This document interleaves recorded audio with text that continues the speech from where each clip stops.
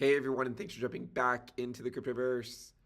Today, we're going to talk about Bitcoin, and we're going to be discussing the HODL waves or HODL waves, whichever you prefer. If you guys like the content, make sure you subscribe to the channel, give the video a thumbs up, and check out the sale on Into the Cryptoverse Premium at intothecryptoverse.com. Let's go ahead and jump in.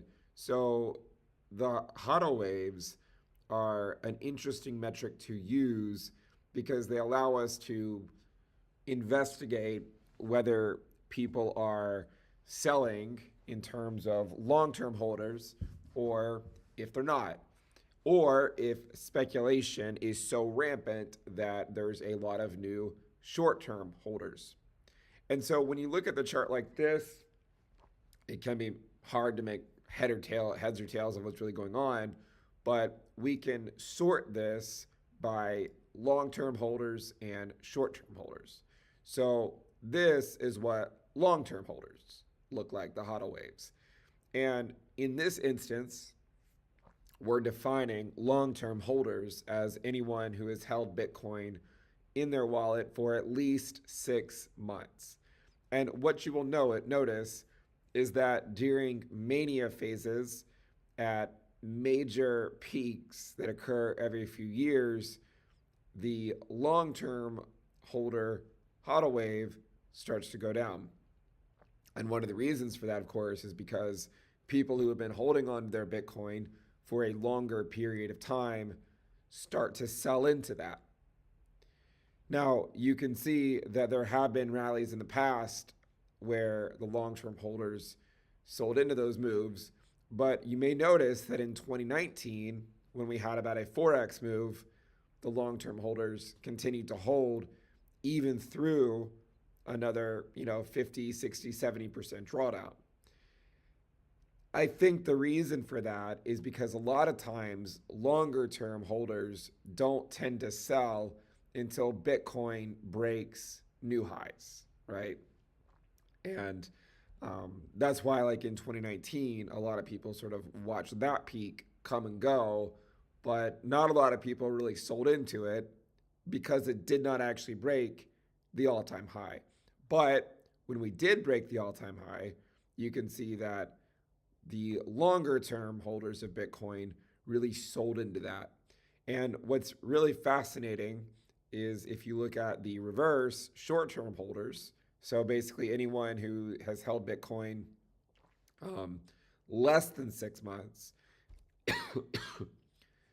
you can see that the peaks on long-term holders, on short-term holders, tend to top out right around Bitcoin peaks. So new retail enters into the market aggressively, leads to a mania phase, and then they are pretty quick to leave. And in 2019, you can see that there was not really a big push up in this metric, but you can see that it was there in 2021 when we broke to new all-time highs. You can also see that in 2017, we got this major move up after we broke through to new all-time highs. You could also go isolate individual ones, let's say the 1 year to the 2 year, and try to observe trends there as well. For instance, you can see that in this case, they tend to, you can see previously, this one tended to bottom out at major peaks, right? It bottomed out here at this peak. It bottomed out here at this peak. It bottomed out at this peak, and then bottomed out over here at around this peak. What's interesting though is that in this case, there was, it made this strong move up, and then it basically just sort of slowly goes down until sort of the peak is there. And what's interesting is this metric at around prior peaks last cycle, reached somewhere between 9 to 10%.